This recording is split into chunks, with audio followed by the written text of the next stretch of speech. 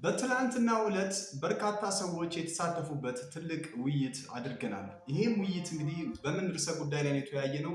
በእርጅና እድሜ ላይ ጸጸትን የሚያስከትሉ ነገሮችን 14ቱን ነገሮች ተመልክተናል።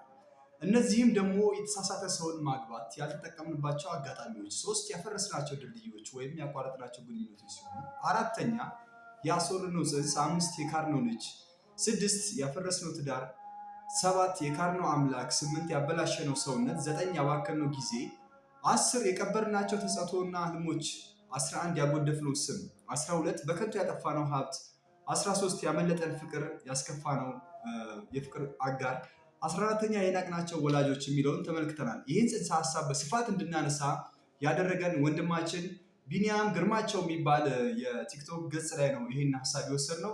ቢኒያም ግርማቸውን በሙሉ ሰርች እያደረጋችሁ ፎሎ እንድታደረጉት እንጠቁማቸዋለን። ዛሬም ደግሞ ከሱ ርዕሰ ጉዳይ ሳንወጣ ዛሬም የምንመለከተው እንግዲህ ቢኒያም ጋር ነው። አሁን ዛሬ ውይይታችን የምናደርገው ቢኒያም ግርማቸው የሚባል በጣም ትልልቅ ለወጣቶች፣ ለጎልማሶች እንደዚሁም ለተለያዩ የማህበረሰብ ክፍሎች አስተማሪና አዝናኝ ነገሮችን በመልቀቅ በተለይ አስተማሪ ነገሮች ላይ ነው ትኩረት የሚያደርገው።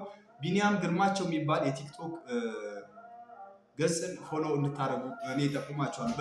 በግሌን ያላቀውም የሚለቀው ነገር ግን በጣም ስለሚመቸኝ አስተማሪ ሆኖ ስላገኘሁት እና ትናንትናም በሱ በለቀቀው ዙሪያ ነው እንግዲህ ከሱ ጽንሰ ሀሳብ ወስደን ሙሉን እያነበብን ያቀረብኩላችሁ የተወያየ ነው እና ዛሬም ደግሞ በምን አይነት ርዕሰ ጉዳይ እንወያያለን? እሱ በለቀቀው መረጃ መሰረት እድሜያችሁ አሁን በ20ዎቹ እና 30ዎቹ ውስጥ ከሆነ እባካችሁ ይህንን አንብቡ ይላል። ስለሱ እንወያያለን። ቢኒያም ግርማቸውን ፎሎ አድርጉልኝ። አመሰግናለሁ። እምነት ሰሚ ነው አካሉ ነኝ። ሁልጊዜም ወደፊት። አንድ ነገር ልንገርህ፣ ሰው ከሆንክ አስበህ ለሰዎች የሚጠቅም ነገር አድርግ።